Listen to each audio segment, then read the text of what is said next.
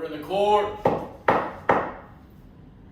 We are now opening the case of Marmot Healthcare Center versus Brown. Plaintiff may now present your opening statement. I first want to say that it is utterly saddening that we have to be here today, arguing such a devastating act. Imagine putting your trust into people, expecting them to treat your loved ones like their own, and then imagine losing that said loved one because of the negligence of these so-called caretakers. The negligence of the caretakers at Marmot Healthcare Center has led to the death of Clarence Brown, a man born with cerebral palsy. A man who was dependent on others to take care of him because he unfortunately couldn't take care of himself. He wanted to live his best life as he could with the conditions he was given, and Marmot took that away from him. Thank you. Defense, you may now take the room. In this society, we preach education and experience when it comes to finding the best possible people to be the face of a workforce. The Marmot Healthcare Center is no different.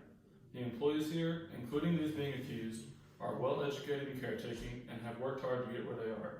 I assure you that no education they pursued preached negligence or abuse. Clarence Brown was born with cerebral palsy, which unfortunately comes with a lifetime of health problems. The ones he faced while at Marmot are not surprising for a man in his condition. The healthcare workers at Marmot deserve respect for working hard to take care of these lives, including the way they took care of Clarence. Plaintiff, please call your first witness. I call Clayton Brown to the stand.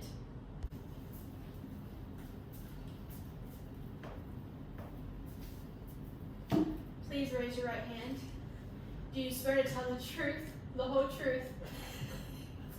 I do. So Clayton, what was your relation to the victim? He was my brother. And were you close with your brother? Very close. He was born with cerebral palsy, but never let that affect his spirit. And why was your brother admitted to the Marmot Healthcare Center in the first place? Well, as his condition got worse, it became harder and harder to take care of him while also having a full-time job. I wanted somebody to be there for him if he needed it, and I thought it was best interest to find him a home. And did Marmot seem like a good fit for him at first? Yes, it did. They seemed to have everything that he needed, and most importantly, the full-time care. They seemed to really care about their patients. And did the Marmot Healthcare Center follow through with all that they promised for your brother? No, actually, it was very sad to see, but he eventually had so many things happen that should have never happened when being looked after every single day. And you said things happened. What kind of things was that? In time that he was there, he suffered from pressure sores, dehydration, malnutrition, contractures, aspiration, pneumonia, and infections. These are things that definitely should not happen when being fully taken care of. Those are all my questions, sir. Thank you. Defense, you may now approach the stand. So you said that Clarence was born with cerebral palsy, is that correct? Yes, that's correct. And with that disease comes numerous health problems, correct? Yes. So you don't think that it makes sense for Clarence to evolve more health issues as he got older? He was not treated well. These health conditions are things that shouldn't have evolved while being taken care of. I specifically remember Clarence telling me about a nurse being awful one time to him. And what exactly did this nurse do? Well, nurse, I'm not feeling too good. No further questions.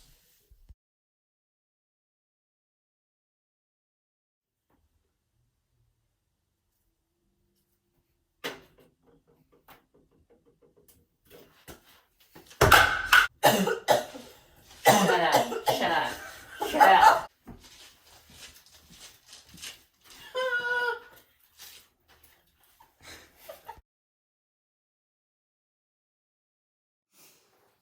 The plaintiff argued that the arbitration clause in their contract required arbitration due to the wrongful deaths through negligence, while the defense tried to disprove this.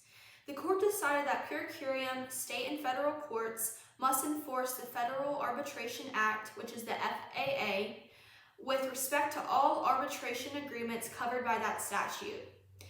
The vote was per curiam, meaning that the judges voted unanimously. The justices voted the way they did because the Supreme Court of Appeals of West Virginia misread and disregarded the precedents of the United States Supreme Court interpreting the FAA, causing them to not follow controlling federal law regarding that basic principle. One lasting outcome from this case is that in some states, if someone in a medical facility has decubitus ulcers or aspiration pneumonia, they must report it to the state. This case was never overturned and has left a lasting impact on how care centers should be run. This court is dismissed. Wreck-It Ralph! Born with cerebral palsy. Close. He was born with cerebral palsy. Please call your first witness. In this society, we preach education and experience when it comes to finding the best possible.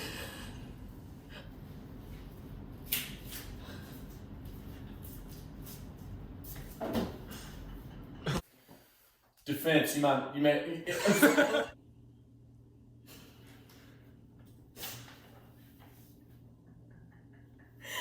did you have to be the one talking? Order in the car.